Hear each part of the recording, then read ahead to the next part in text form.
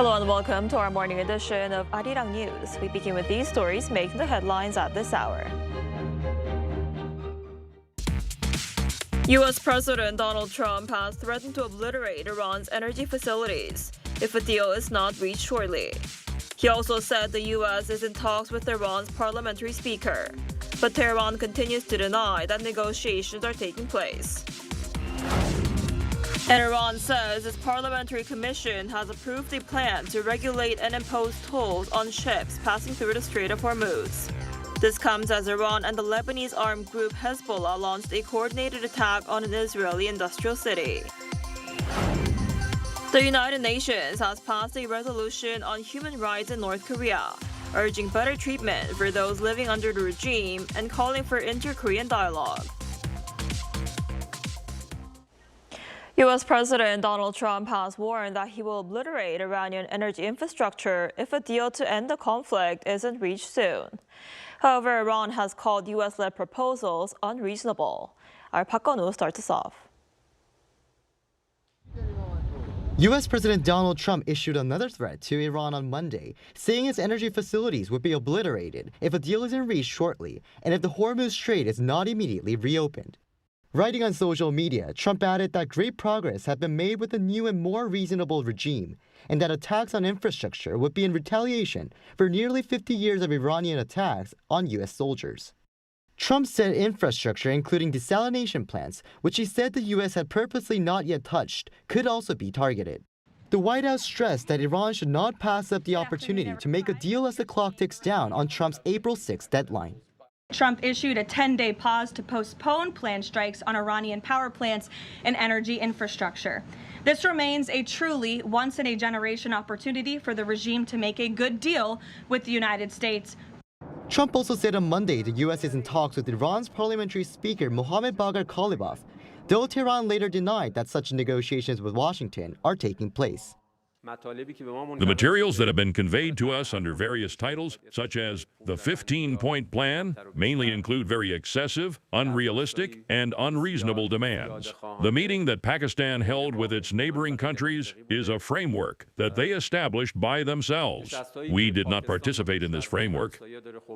However, the Oval Office said talks are continuing and progressing well, adding that what's being said publicly is very different from what's being communicated privately behind the scenes.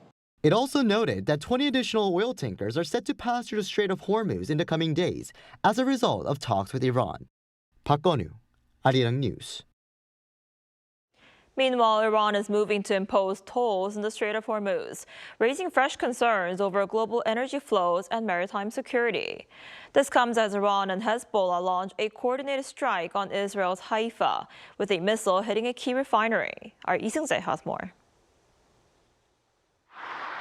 Iran is taking steps that could significantly reshape control over one of the world's most critical energy routes as tensions across the Middle East continue to rise. According to reports on the country's state media on Monday, a parliamentary commission has approved a plan to impose tolls on vessels passing through the Strait of Hormuz.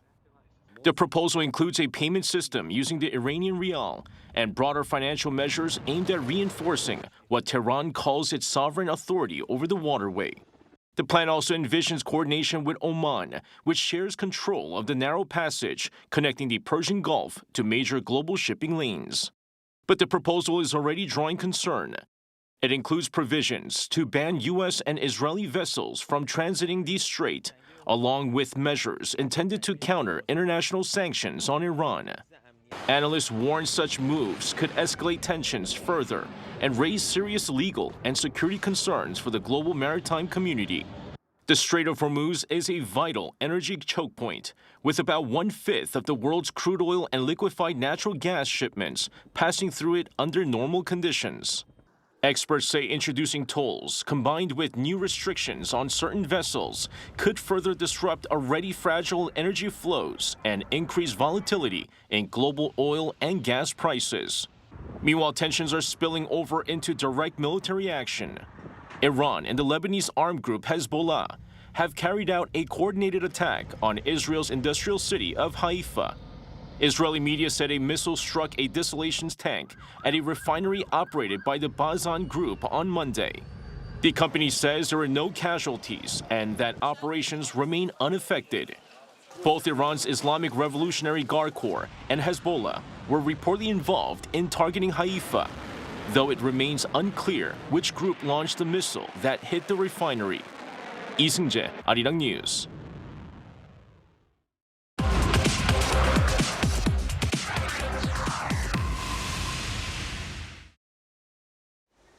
This week is set to be a busy one on the diplomatic front for South Korea, as both the Indonesian and French presidents are expected to visit Seoul for talks on cooperation in fields such as energy and supply chains. For more on what to expect, we're joined today by Dr. Kim Dong-soo, professor at the Division of International and Area Studies at Pugyong National University. Thanks for joining us today. Hi, good morning. So the Indonesian president will be here in South Korea for 3 days starting today and will hold a summit with President Lee Jae-myung. And a lot of attention is on how they might address the issue of exporting the locally developed KF-21 fighter jets. How do you think the talks will play out? The 3-day visit by the Indonesian president to meet the South Korean President Lee Jae-myung is widely seen as a decisive moment for the export prospects of KF-21 보람의 fighter jet. It is generally expected that the talks will produce a visible progress, but probably not a fully finalized deal yet. A preliminary or framework agreement about KF-21 purchase between the two countries is likely. Although the KF-21 dominates headlines, the summit agenda is much broader, including defense industry cooperation, AI and high-tech collaboration, energy security, and regional diplomacy, and so on. Right, and French President Emmanuel Macron is also set to visit Seoul this week, and this is the first time in 11 years that a French leader is traveling to South Korea. What issues might be raised in talks between President Lee and Macron? The Lee-Macron summit will likely emphasize technology partnership and strategic cooperation rather than a single headline deal. Macron's visit to Seoul is mainly about aligning South Korea and France as middle power partners in global security, energy, and technology. The summit will likely address broader geopolitical issues, including coordination between Europe and Indo-Pacific partners, support for Ukraine, and maintaining the rule-based international order. Also, defense ties may come up as well, although probably less prominent than with other partners. Areas of discussions may include defense industry cooperation, aerospace and satellite security, and regional security issues, such as North Korea's nuclear program. And I also think energy security issues like nuclear power cooperation is also likely to be placed very high on the agenda, in the sense that both countries heavily rely on nuclear energy, and they are both major exporters of nuclear technology. I see. And France has also invited President Lee Jae-myung to the G7 Leaders Summit in June. That's going to take place in France. What's the significance of this invitation, and what might South Korea be aiming for if it does decide to attend? France's invitation for President Lee Jae-myung to attend the 2026 G7 summit carries both symbolic and strategic significance for South Korea. Even though South Korea is not a member of G7, invitation to partner countries have increasingly become a way for the group to broaden cooperation with influential middle powers. Being invited signals that South Korea is considered as a relevant partner in addressing global issues, not just a regional actor in Northeast Asia. If President Lee attends, Seoul would likely try to influence discussions on significant issues like semiconductor supply chains, economic security and energy transition, and nuclear powers. For Seoul, the G7 summit is also a good chance to coordinate positions with the key partners like the US, Japan, and European countries. I see. And Dr. Kim, before I let you go, the foreign ministers of G7 nations called for restoring safe and toll-free navigation in the Strait of Hormuz during a meeting in Paris, which South Korea also attended as an observer state. So how are diplomatic efforts contributing to reopening this critical waterway?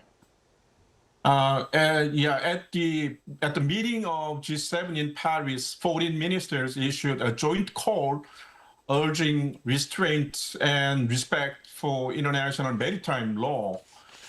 This type of collective statement serves two purposes. First, signaling unified political pressure on any actors responsible for disrupting shipping.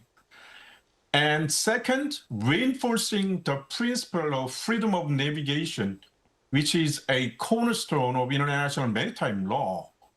Because the G7 economies heavily rely on Gulf energy supplies, a unified diplomatic position increases the leverage behind to reopen the route. I see. All right, Professor Kim, thank you so much for your time and insight today. We appreciate it. Thank you very much.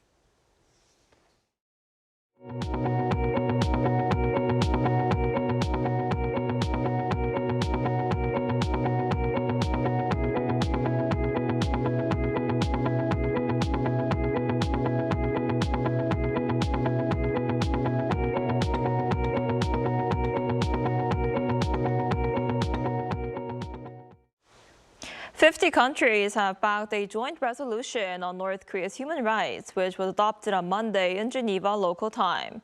It calls for improvement of the treatment of North Koreans within the regime, as well as inter-Korean dialogue. Our Oh Soo-young has the details. The United Nations Human Rights Council has adopted a resolution on North Korea's human rights situation Monday in Geneva. According to Seoul's foreign ministry, South Korea was among some 50 countries co-sponsoring the document, which passed by consensus.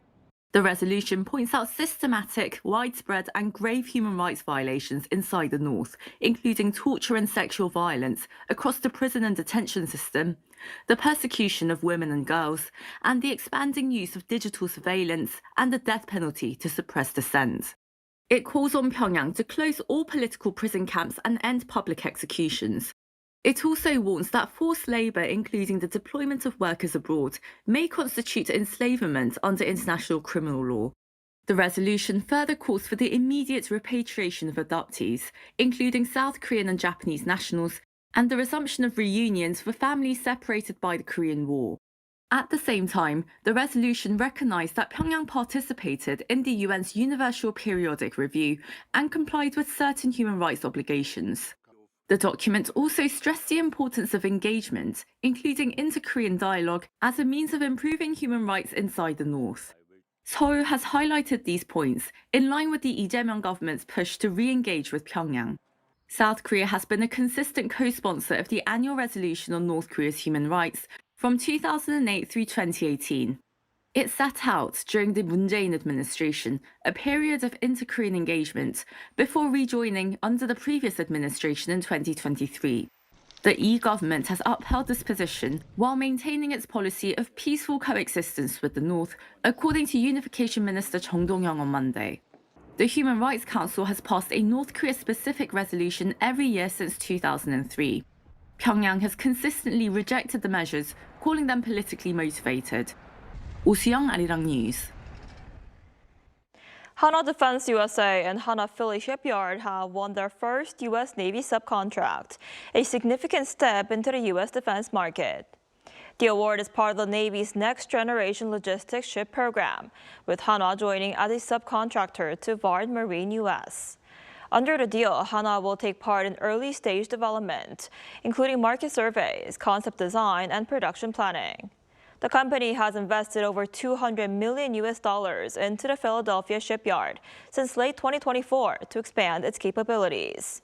The contract also includes options for additional design work and specialized studies as the program advances. Ahead of the April 3rd anniversary of the start of a state crackdown, President Lee Jae-myung vowed to prevent state violence in a town hall meeting he held on the country's southern island of Jeju. Our Blue House correspondent Yoon Jung-min reports. Institutionalizing measures to prevent state violence. That was President Lee Jae-myung on Monday as he spoke with Jeju Islanders at a town hall meeting on the southern island. Calling the April 3rd incident a starting point for mass state violence, he yet again vowed to abolish the statute of limitations for criminal and civil cases related to instances of this. 나치 전범처럼 죽을 때까지 반드시 책임을 묻는다.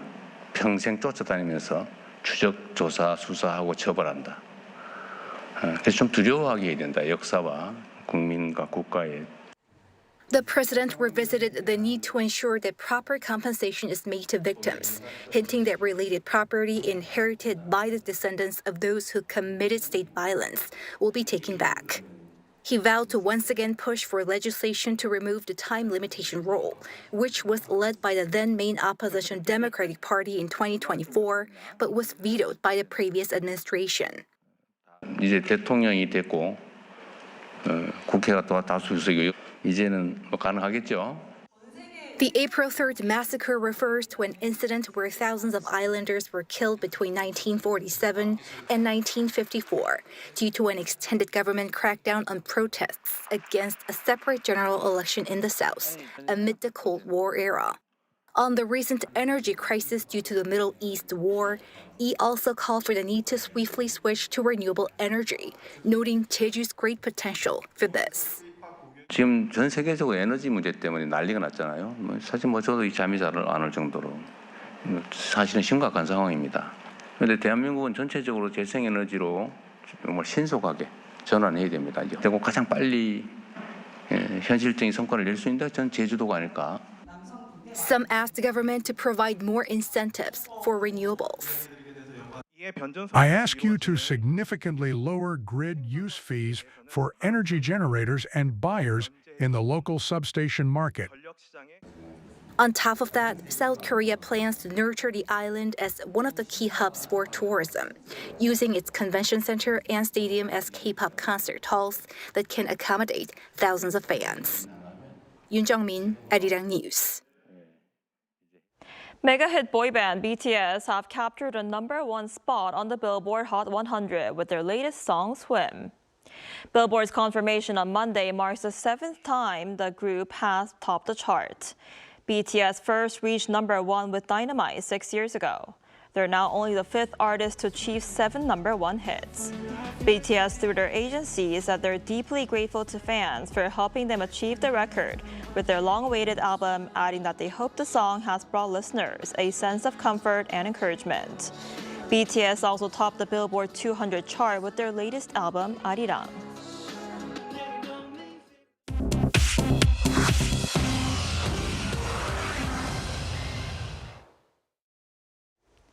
Good morning, I'm Chu Ji-hyun, and this is The World Now. Cuba has received a sanctioned Russian oil tanker carrying approximately 730,000 barrels of crude, the first fuel delivery to reach the island this year under a U.S. oil blockade. Russia's transport ministry on Monday confirmed the vessel docked at the port of Matanzas.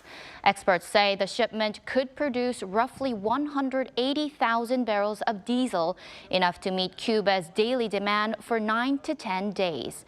President Trump told reporters on Sunday he had, quote, no problem with the delivery, though the White House said there has been no firm change in U.S. sanctions policy and that future decisions will be made on a case-by-case basis. Cuba has endured island-wide blackouts since the United States cut off Venezuela's oil exports to Havana in January. President Trump had threatened tariffs on any country supplying Cuba with crude oil, but reversed course Sunday, expressing sympathy for the Cuban people. Federal Reserve Chair Jerome Powell told Harvard students on Monday that the Fed will hold interest rates steady and watch how the Iran war reshapes the U.S. economy before making any move.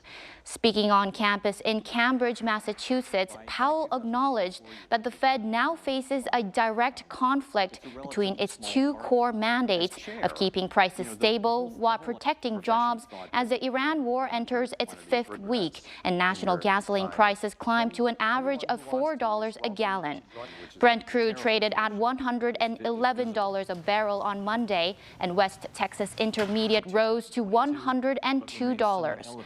Markets had priced in a rate hike last week, but after Powell's remarks, those expectations disappeared. The Fed left its benchmark rate unchanged at 3.5 to 3.75% earlier this month. Powell's term ends on May 15th, with Trump nominee Kevin Warsh set to succeed him. Spain's defense ministry announced on Monday that Madrid had closed its airspace to all U.S. military aircraft involved in the Iran war. Madrid had already been refusing the use of jointly operated bases. Spanish Prime Minister Pedro Sanchez has called the U.S. and Israeli attacks on Iran reckless and illegal. President Trump has threatened to cut trade with Spain over the dispute. The closure forces U.S. military aircraft to reroute around the NATO member state on missions to the Middle East. Israel's parliament passed a law on Monday making the death penalty the default sentence for Palestinians convicted of deadly attacks. The law requires execution by hanging within 90 days of sentencing. 62 of the 120 Knesset members backed the bill. Prime Minister Benjamin Netanyahu voted in favor after pushing to soften its terms. Israeli rights groups filed an appeal with the country's Supreme Court the same day. Britain, France, Germany, and Italy condemned the law as discriminatory. Palestinian militant groups Hamas and Islamic Jihad immediately called for revenge attacks.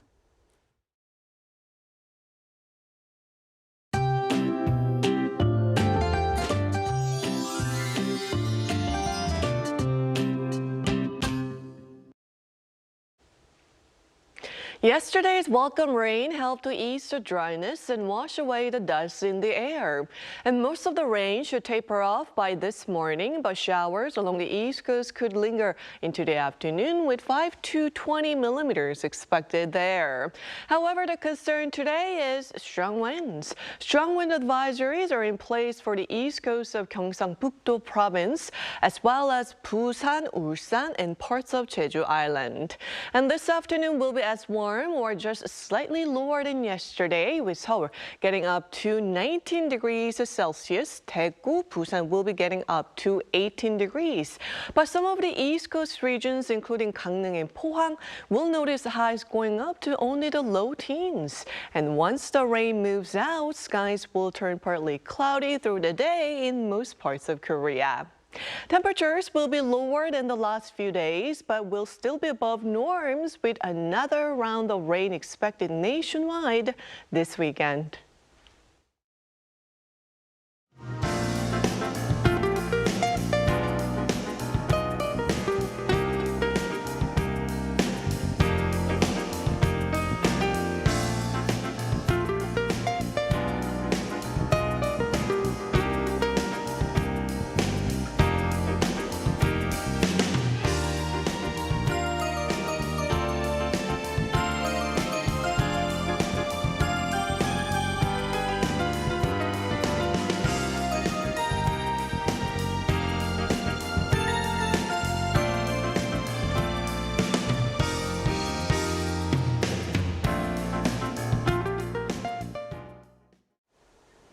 Now that's all we have for this morning. Arirang News will be back at noon Korea time. Thanks for watching.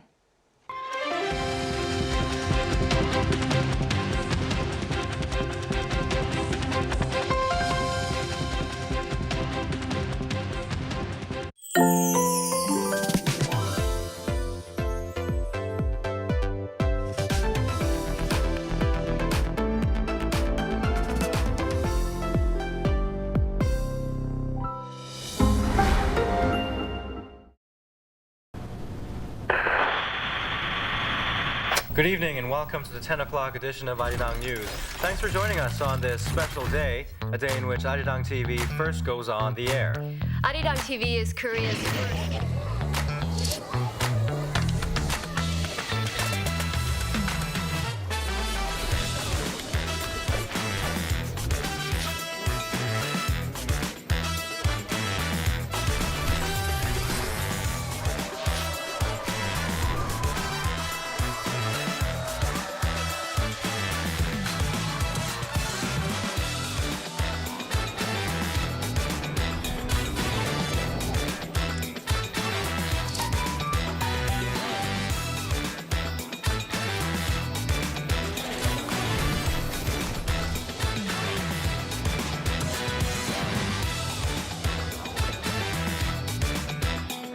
From all of us here at Arirang, thank you for watching.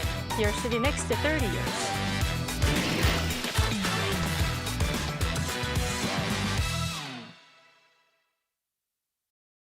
How to survive in Korea. One room.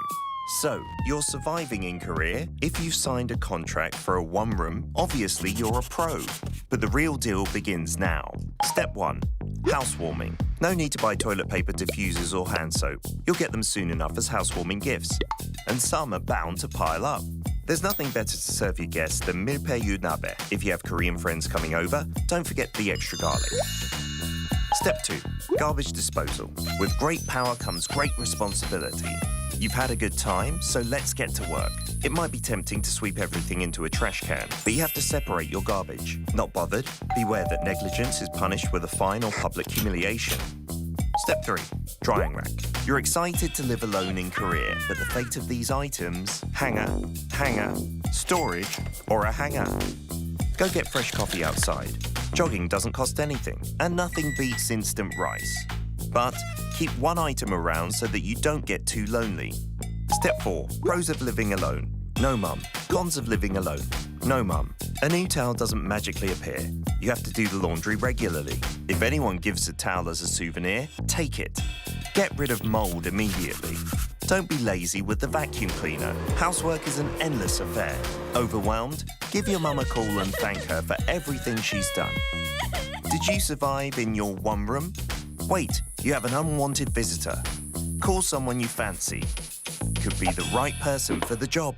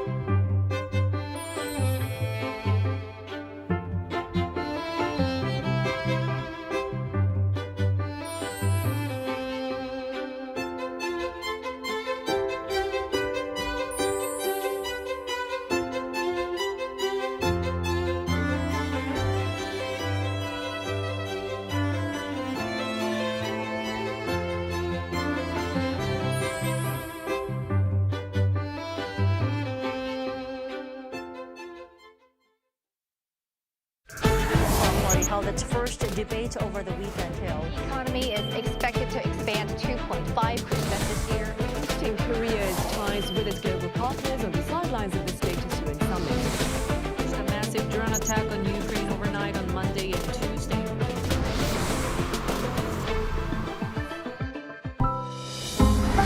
Arirang.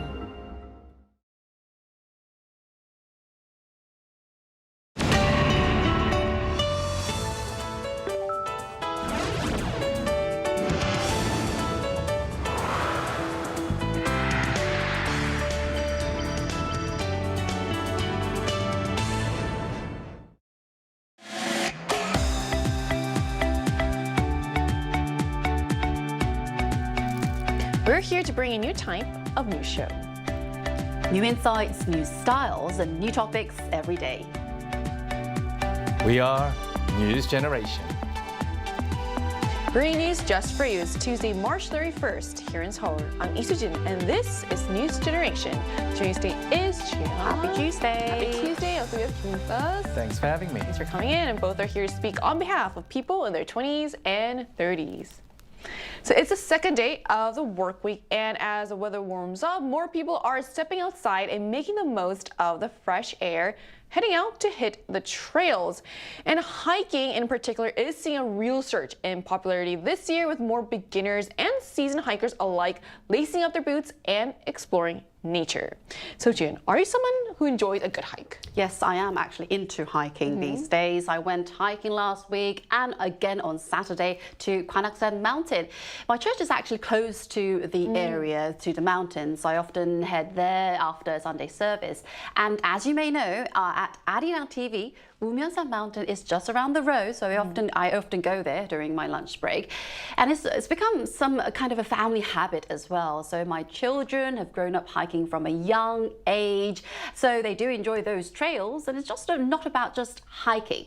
There's plenty to enjoy around the mountain as well. There are forest playgrounds, zip lines, walking red clay trails known as Hwangtokgil in Korean, even small libraries inside the forest. So it offers a wide range of experiences for families. It's really the perfect place to unwind and enjoy a bit of nature. It's a place where kids can run free without worrying about cars and burn off their energy a lot, and everyone goes home a little happier with some nap. Right, and that's probably why you can see families, you see older people, all sorts of people climbing those mountains these days. So what about you, Kyun?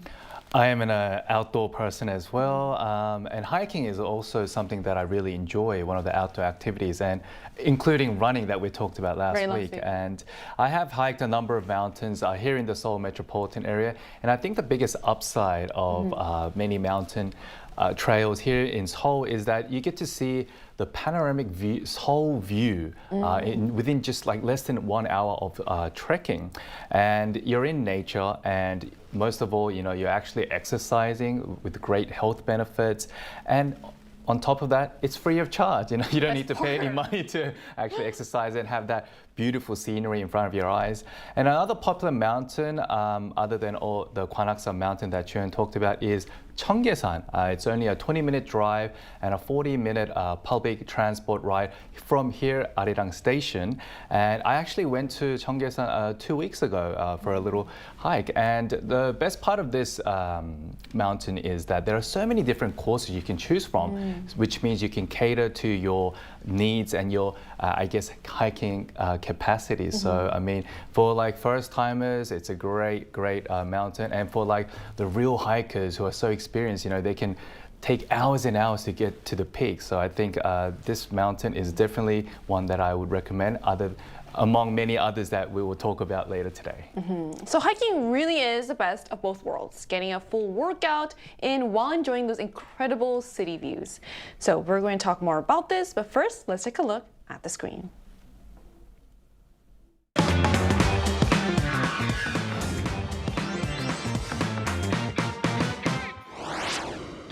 South Korea has been gaining global recognition as a must-visit travel destination, and one area drawing growing attention is its mountains. Known for their scenic beauty, accessibility, and well-maintained trails, the country's peaks offer a unique hiking experience. And as the weather warms up, hiking is becoming even more popular. Today on News Generation, we take a closer look at one mountain in particular that's drawing crowds, why Korea's hiking culture is resonating with both locals and tourists, and what you should keep in mind before heading out on the trail. Just as we saw in the video, hiking in Korea is no longer just a pastime for older generations. It's become a full-fledged trend among younger people as well. So what's behind this recent surge in hiking's popularity, specifically among the younger generations, Gina? Well, back in the day, hiking in Korea was mainly considered as a leisure activity for older generations. But since the pandemic, it changed a lot. It's become increasingly popular among Gen Z, largely because it offers both physical and mental well-being, and is of course free of charge, as Kyu mentioned. And more recently, Gwanaksan Mountain has emerged as something of a hot spot among younger people after a fortune teller mentioned that the mountain carries particularly good energy after a rough day. Gwanaksan Mountain spans several areas, including Gwanakgu District and Kumcheonggu District in Seoul, as well as Gwacheon and Anyang in Gyeonggi-do Province. So for many Gen Z climbers, visiting the mountain, making a wish and sharing it on social media, hashtag 오운환 or workout completed, has become a kind of a trend or even a playful ritual. It's become so popular that people often have to wait over an hour in order to take a photo at the summit. For me, I was at the top of the summit of Gwanaksan Mountain, and I have actually waited for more than 30 minutes in order to take a picture in front of the big rock. So online searches for Gwanaksan Mountain have more than doubled compared to last year. From what I have seen myself, it's not uncommon to spot groups of young people, sometimes just a few friends, sometimes quite large groups heading up together. You can also see quite a few couples as well, making it a rather popular date spot these days. So a view, a photo, and a quiet little wish for you. The thing with Gwanaksan Mountain is that I've actually wanted to go because I heard exactly about what you just said, how it apparently has good energy, it gives you luck, and I was like, I can always use a bit more luck. Yes. But it's a bit hard to climb, isn't it? It is a little bit hard, but you can just go there, you know. Thank you for the encouragement. So it's interesting how something once seen as a middle-aged hobby has now become a kind of social trend for younger hikers. And this shift isn't just cultural, it's also having a ripple effect on related industries. So how is this trend changing the outdoor apparel market, like some of the clothes you're wearing right now? So just before I answer that question, just a little tip for our foreigners who visit Korea to actually go hiking. If there is the word ak inside the name of the mountain, like Gwanaksan or Seoraksan, it actually implies that it's a very difficult mountain to climb. So for first timers and beginners, try to avoid mountains with the ak, yeah, like Sujin was saying. Anyway, so going back to your question, the fashion industry definitely picked up this trend and applied it immediately to its line of apparels. In fact, Mushinsa Standard, which is a private brand from Korea's leading fashion platform Mushinsa, recently launched its city leisure clothing line to match the growing popularity of young hikers by blending a style of, the city life and outdoor activity vibe into one style. Among the MZ generation, we're seeing more outdoor items being worn every day as everyday items, such as windbreaker jackets, trekking shoes, and even functional backpacks. Now, some brands from this industry have actually selected idols, I mean big-time idols like Anniv from IVE and even V from BTS as their main models to further appeal to the younger consumers, which again highlights the growing popularity of this trend. Now, only a few years back, the main models of these outdoor brands, leisure brands, were mostly actors in their 30s and 40s. And now we're seeing many idols become the main models. So we're definitely seeing this big shift in consumer sentiment and their preference. So, I mean, it's too late for me to become a model in their 20s, but definitely we're seeing this shift. So we're seeing absolutely more people, young people, get into the hiking trend. Right. So hiking really is no longer just about the activity itself. It's become part of everyday style and identity, especially for younger consumers. And it's not just locals jumping on this trend. So why are Korea's mountains gaining popularity among foreign visitors as well? Yes, international tourists visiting Seoul, they are fond of visiting Korean mountains these days. They're not just heading to places like Myeongdong or Gyeongbokgung Palace, but also making their way to the mountains. What makes it particularly unique is how accessible they are. Think about it, it's quite rare, even globally, to find a city where you can step off the underground and begin a hike almost immediately. In most cities, you'd have to travel quite a distance before reaching a hiking trail. So because of this, many visitors see Korea's main mountains as something of an unusual playground right in the middle of the city. It offers a completely different way to experience Seoul, one that's both active and refreshing at the same time. So in fact, last year, around 6 out of 10 visitors to the Bukhansan Mountain, Bukhansan Hiking Center, were foreign tourists, more than Korea. Korea. So nature just around the corner. Right. I mean, that's a great point. Having mountains so easily accessible right in the middle of a city really makes Korea stand out. And beyond accessibility, there seems to be even more reasons behind this growing appeal. So what makes hiking especially, I guess, convenient or attractive for foreigners? So these hiking centers are very foreigner-friendly, where you can receive guidance in different languages from English, Chinese, and Japanese, and more. Not only that, you can even borrow hiking shoes, trekking poles, and crampons, which are metal spikes used in wintertime when you trek, at a very affordable price. So, I mean, you can actually go on a hike in Seoul without any hiking equipment, which is very, very efficient.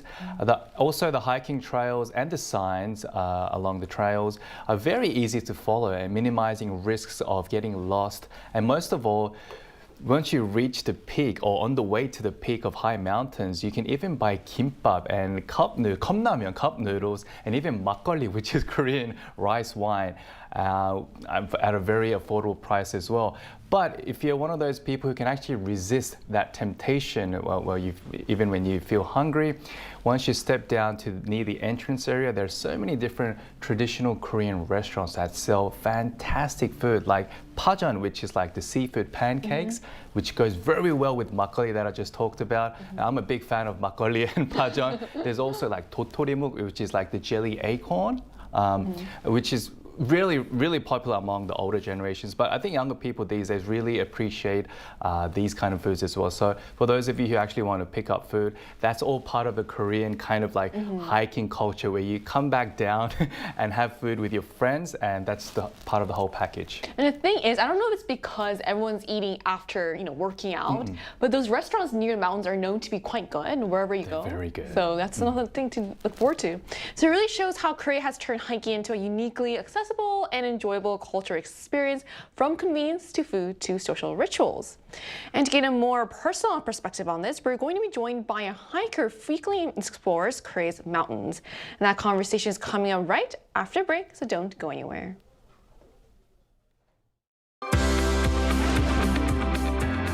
NewsGen wants to hear from you. Go to YouTube and search out channel Arirang News. Click Posts and cast your vote in the poll. Make a new type of news with us. Joining us today is Lenina from the US, who leads a hiking club in Korea. So hello, thank you so much for connecting with us today. Hello, thank you for having me.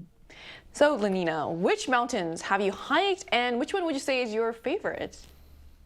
I have hiked in all 23 national parks of Korea, and then some.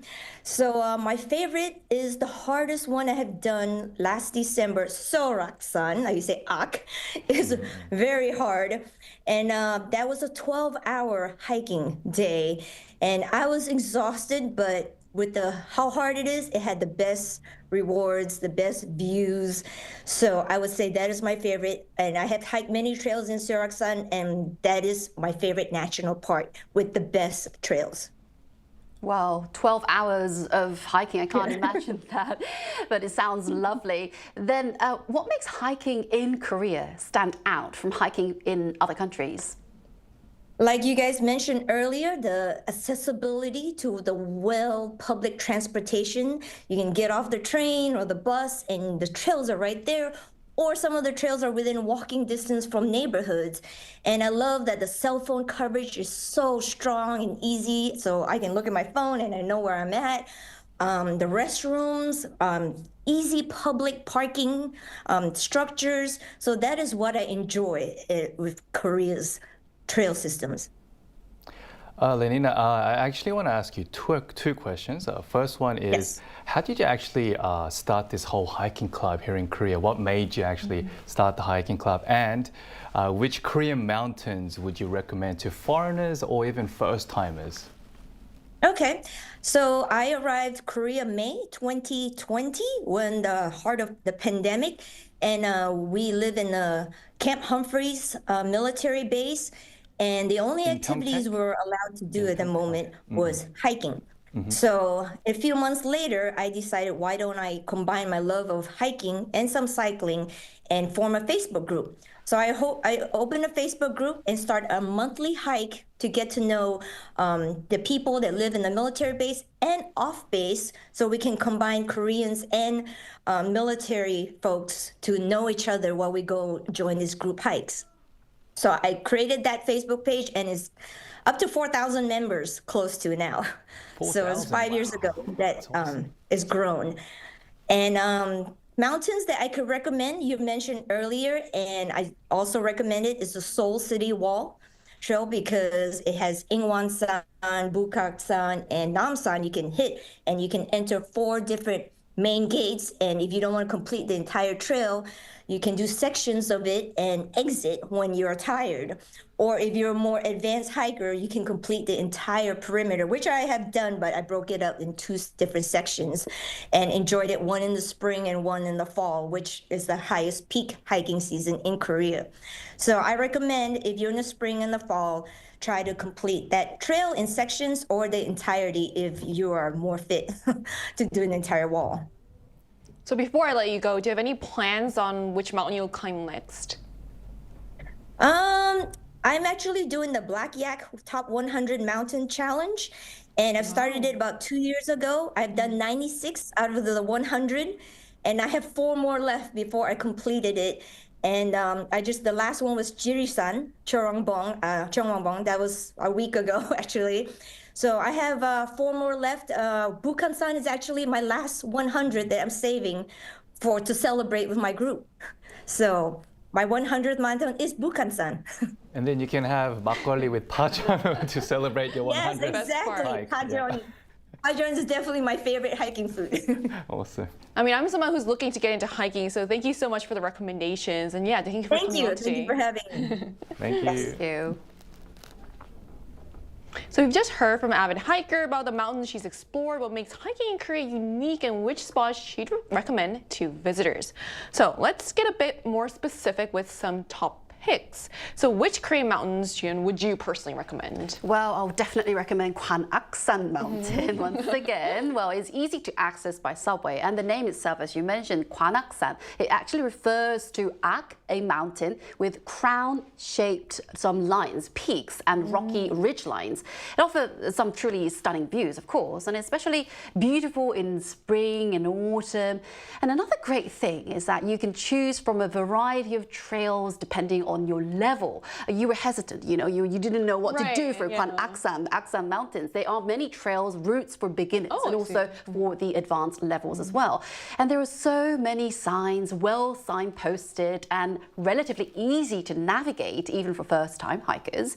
The only thing is, it can get quite crowded these days because of the popularity, but I still recommend going early in the morning or on weekdays.